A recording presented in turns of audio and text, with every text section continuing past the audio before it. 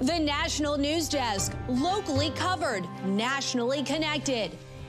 Intelligence teams will also be monitoring social media for potential threats, and response units will be deployed citywide to investigate any reports in real time. Cities from coast to coast and around the world are on high alert as New Year's Eve gets closer. The security threats police are preparing for. Then, we're open Mondays through Thursdays, 2 to 10 p.m. He was here earlier. I don't see him right now. Fraud investigation thickening. The twisted ties some lawmakers say is now running rampant across Minnesota. And a poll from decades ago is back in the spotlight as 2025 comes to a close. The accurate predictions Americans made in 1998. Welcome to the National News Desk, America's News.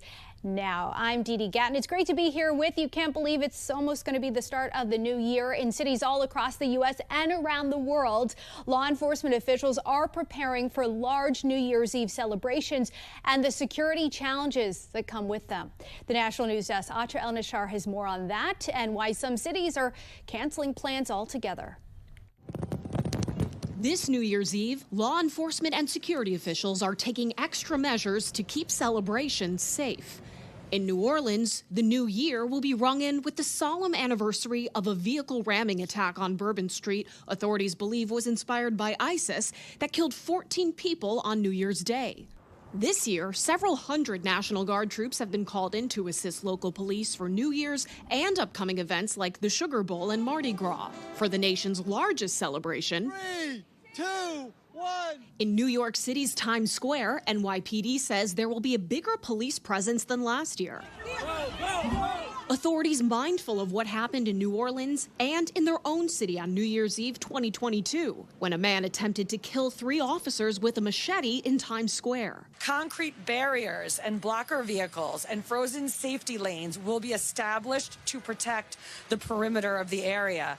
Tuesday afternoon, NYPD said there are no credible threats, but remain vigilant of lone wolf and vehicular attacks. On the other side of the country in Southern California, this month the FBI thwarting an alleged terror plot to set off bombs on New Year's Eve. 4 members of a far-left anti-government group face charges, including terrorism-related felonies. The Department of Homeland Security has this message for all Americans. What terrorists want is they want us to be afraid. And they want us to fear and not go out and celebrate our lives and our family and our great country.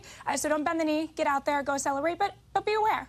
Across the world, in Sydney, home to one of the most iconic New Year's fireworks displays on Earth, Australians still in shock over the Bondi Beach shooting. A large New Year's Eve event at Bondi has been canceled, and for fireworks at Sydney Harbour, there will be the largest police presence ever. It's not normally the case that New South Wales police officers have long arms, but they will be deployed on Sydney streets in the run-up to New Year's Eve, and that is a clear and deliberate message from the police that safety is the #1 priority. Authorities in Paris calling off the city's famous New Year's concert on the Champs-Élysées over worries about unpredictable crowds. And in Tokyo, for the 6th year in a row, there will be no year-end countdown event, also because of concerns about crowd behavior. In Washington, I'm Atra El-Nashar for the National News Desk, America's News Now. Accused D.C. pipe bomber is asking for a conditional release from jail. In a new court filing, an attorney for 30-year-old Brian Cole of Virginia said Cole has autism and obsessive-compulsive disorder. Cole's grandmother testified today that she'd be willing to let him stay in her home. The judge did not issue a ruling. Federal prosecutors say Cole planted pipe bombs at the RNC and DNC headquarters on January 5th, 2021. Cole has not entered a plea. Tonight, we continue to follow claims of widespread fraud in the state of Minnesota. From daycare centers to healthcare facilities, one social media influencer's video has now been viewed more than 100 million times. It is raising questions about Somali-run businesses and taxpayer dollars. As the National News Desk, Christine Frizzell reports, the White House is now taking action. A viral video bringing a national spotlight to taxpayer-funded daycare centers in Minnesota. Leering Center, meant to say Quality Learning Center. Allegations they were collecting tax dollars but not actually operating, being met with pushback. One daycare center manager calling the video dishonest. We're open Mondays through Thursdays, 2 to 10 p.m. She was here earlier. I don't see her right now. We're open. We've been open. We haven't closed. We've been open for eight and a half years now. We haven't closed once during that period. State officials acknowledging some daycare centers had been shut down, but most named in the video had been recently visited and found to be in compliance. Still, the Department of Homeland Security this week sent agents to investigate alleged fraudulent businesses following an announcement from the Justice Department about multiple charges in a Minnesota fraud scheme linked to a publicly funded program designed to help those with autism. One woman charged had also been charged in an earlier fraud scheme with Feeding Our Future, described by the Biden Justice Department as the largest pandemic fraud scheme in the United States. Attorney General Pam Bondi also weighing in, posting that of the 98 individuals charged in recent months, 85 are of Somali descent. Minnesota Congressman Tom Emmer posting, Somali Americans who committed fraud should have their citizenship revoked and be deported. Also calling on Governor Tim Walz to resign. Tim Walz and our former colleague, who's now our Attorney General, Keith Ellison, have looked the other way for 7 years and allowed billions of dollars of Minnesota taxpayer money to be bilked out of Minnesota. Governor Walz for months has insisted he's been cracking down on the fraud. A spokesperson telling Fox News this week he has strengthened oversight, including launching investigations into these specific facilities, one of which was already closed. Now, Kelly Loeffler, the head of the Small Business Administration, or SBA, just announced that she would be withholding funds to the state of Minnesota pending an investigation. And here on Capitol Hill, multiple Republican lawmakers have already started new or expanded investigations into fraud in Minnesota. We expect, Dee Dee, this will be front and center when lawmakers return next week. A big development there, Christine, with the withholding of funds. And it seems like, as authorities have been saying, these fraud allegations have been going on for years. Why are we hearing so much about them now? Yeah, well, of course, that viral video from Nick Shirley framed the situation in a way to provoke outrage, and it kind of worked. That video shared by Vice President J.D. Vance and Elon Musk. I should say one of the most shocking things that we're learning out of all of these fraud investigations is more and more people actually were found to be charged in multiple schemes, which prosecutors say tells them these people thought they could get away with it and simply kept going. In Washington, D.C., Christine Frizzell, thank you for that breakdown. Australian police say they believe the two men accused in the Bondi Beach shooting were acting alone. There is no evidence to suggest these alleged offenders were part of a broader terrorist cell or were directed by others to carry out an attack.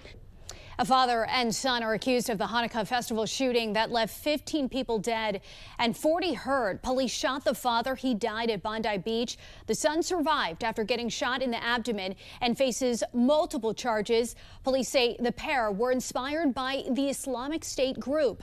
The search for the wreckage of Malaysia Airlines Flight 370 resumes today. It's been more than a decade since the plane carrying 239 people disappeared in one of the world's greatest aviation mysteries. U.S. marine robotics company Ocean Infinity is running the Indian Ocean seabed search intermittently for 55 days as part of an agreement with the Malaysian government. It's unclear whether there's any new evidence of where the Boeing 777 went down.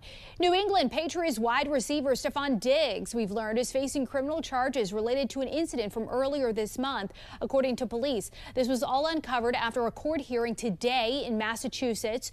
The charges include felony strangulation or suffocation and misdemeanor assault and battery.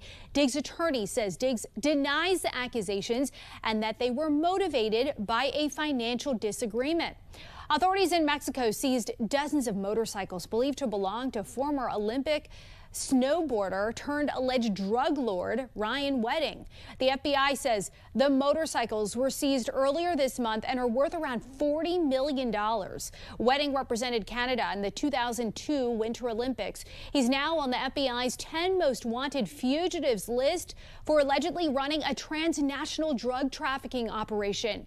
And happening now is the search for Texas teen Camila Mendoza Olmos continues. The Bexar County Sheriff is calling on the community to help piece together what happened on Christmas Eve morning. Her photo right behind me. That is when the 19-year-old disappeared.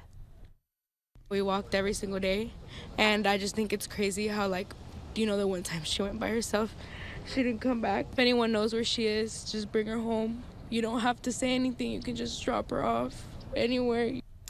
Sheriff Javier Salazar shared this new dash cam video showing who investigators believe Camila is walking just after 7 a.m.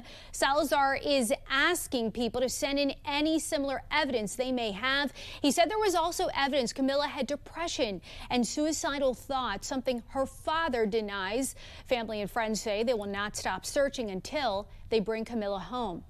John F. Kennedy's granddaughter has died at age 35 after a battle with cancer. Tatiana Schlossberg was the daughter of Caroline Kennedy, who is JFK's daughter, and Edwin Schlossberg. Schlossberg revealing her terminal cancer diagnosis in an essay in The New Yorker in November. She wrote that she had, quote, added a new tragedy to our family's life. Schlossberg was an environmental journalist and leaves behind a husband, daughter, and son.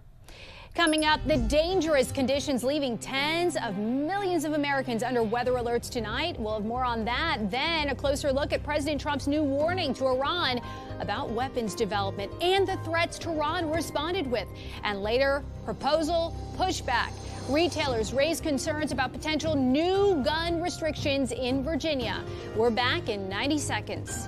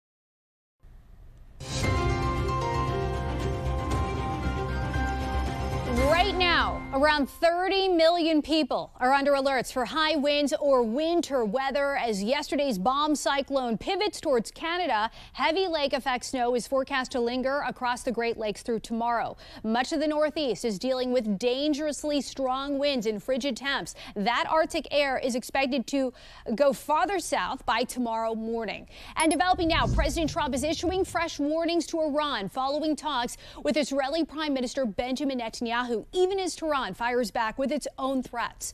The National News Desk, Kelly Gaskins joins us with the latest. President Donald Trump is escalating pressure on Iran, warning of serious consequences should Tehran attempt to rebuild its nuclear or missile capabilities. If it's confirmed, look, they know the consequences. Consequences will be very powerful. Maybe more powerful than the last time. Trump addressing concerns Iran may be trying to reconstruct nuclear sites after U.S. strikes earlier this year. The allegations remain unconfirmed. I hope they're not trying to build up again, because if they are, we're going to have no choice but very quickly to eradicate that buildup. Trump making the remarks after meeting with Israeli Prime Minister Benjamin Netanyahu at Mar-a-Lago, where Iran and regional security dominated the agenda. Iran's president quickly responding on X, writing, quote, "The response of the Islamic Republic of Iran to any oppressive aggression will be harsh and regrettable." Meanwhile, Iran International reporting the country is accelerating work on developing chemical or biological weapons. Iran denies those claims. Amid this heavy international scrutiny, unrest boiling within the country. Where protests against the regime erupting over high prices, runaway inflation, and political repression. Verified videos posted on social media showed demonstrations Monday at an upscale shopping mall near Tehran's main bazaar. The size of the protests could not be independently confirmed, but demonstrations erupted in multiple locations across the country, signaling growing public frustration with Iran's leadership. The unrest comes as Iranian authorities intensify a crackdown on dissent. Human rights groups say the government has arrested key opponents and carried out the highest number of executions this year in nearly 4 decades, part of an effort to prevent a broader uprising. I'm Kayla Gaskins reporting.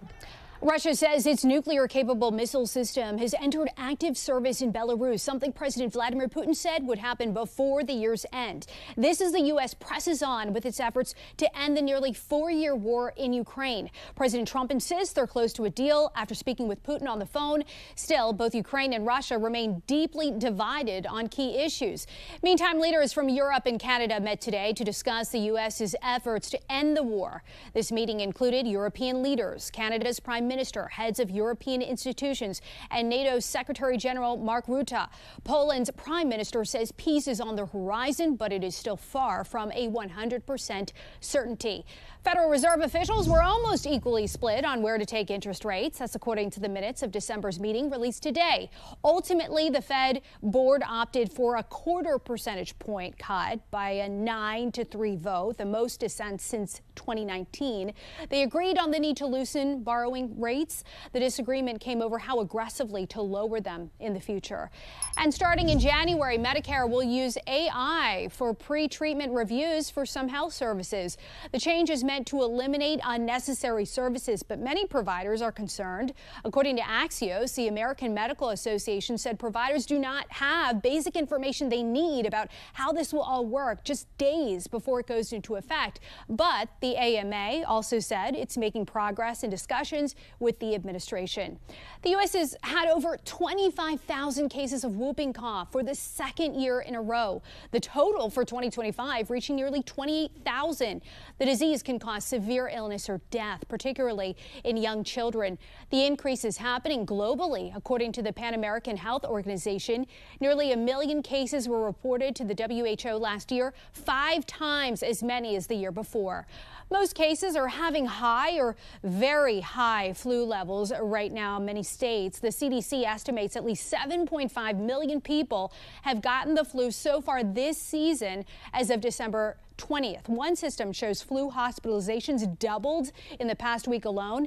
Cases are on the rise nationally, including in Utah, where the state epidemiologist is warning about the possibility of a severe season. The National News Desk, Natalie Juarez, has more from Salt Lake City. The Department of Health and Human Services tells me there have been nearly 400 hospitalizations in Utah this flu season. How has it been so far at the pharmacy this flu season?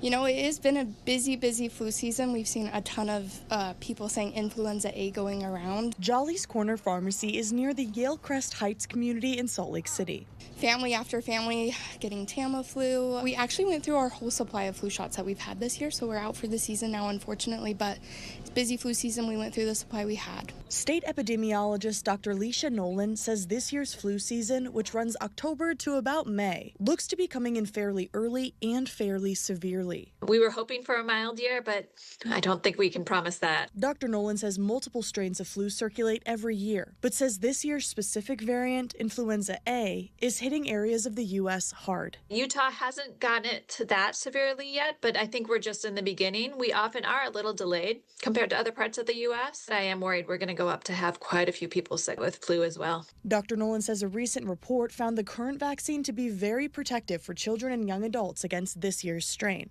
For adults, she says it's not quite as protective, but it is a good thing to still go and get that flu vaccine if you haven't had a chance.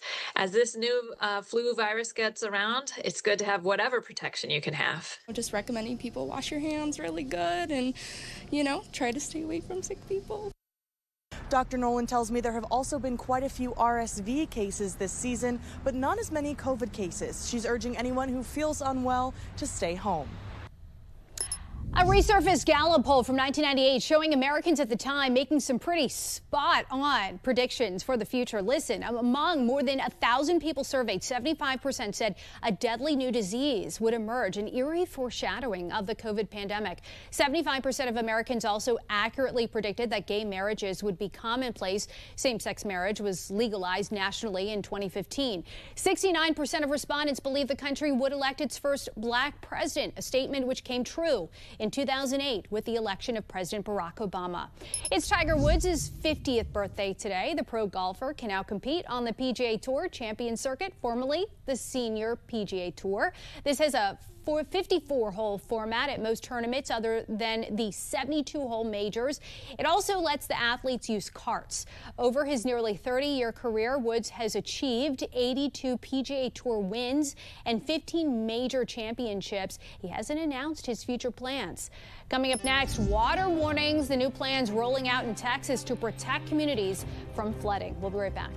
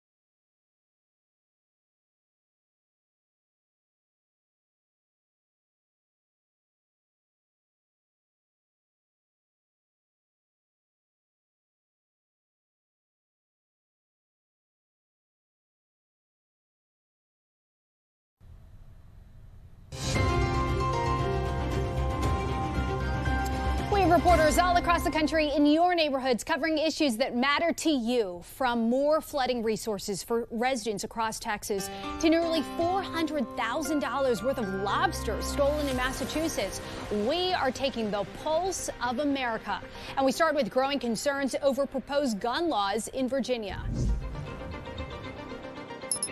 With Democrats set to lead the executive branch as well as majorities in both the House of Delegates and the Senate, gun shops and gun owners fear sweeping changes to the state's firearm laws. It's tough to navigate it where it's such an unknown.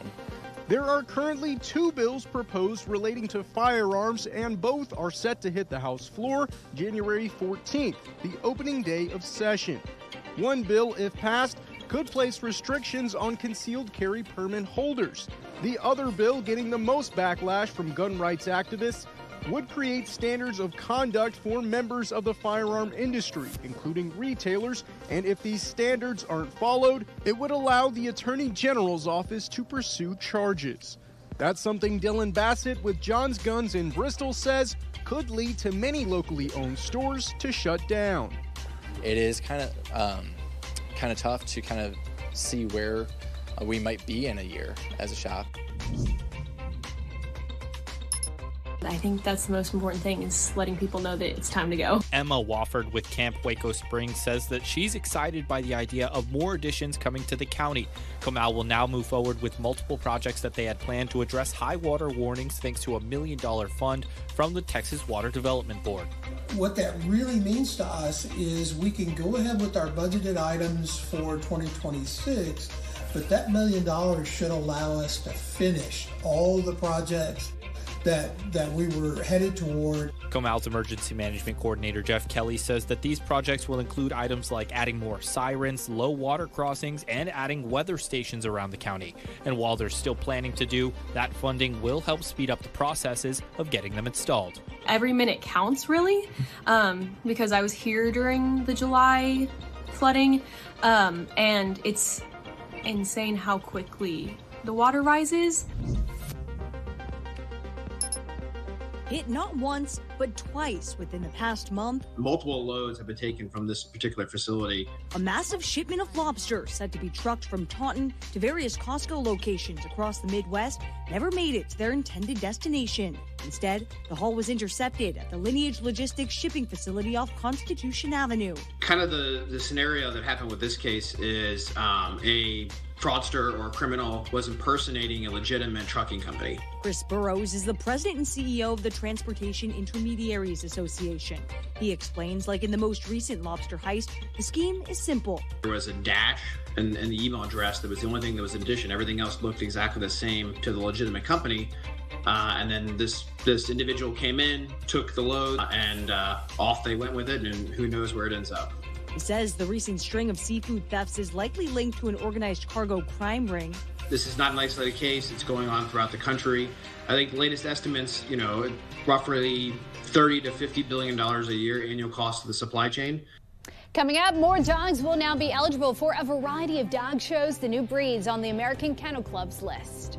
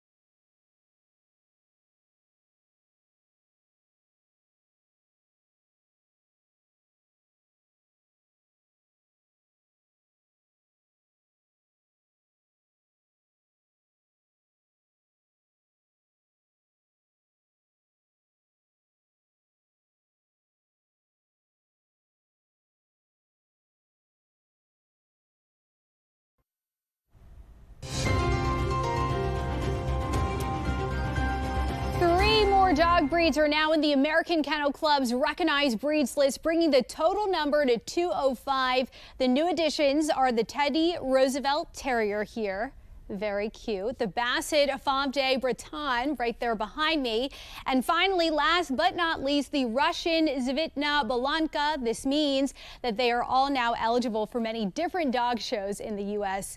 For us, they all win. So cute. That's going to do it for us for this edition of the National News Desk. We invite you to join us again this evening at 10 p.m. I'm Dee Dee Gatton. Thanks for watching. We'll see you tonight with the top headlines.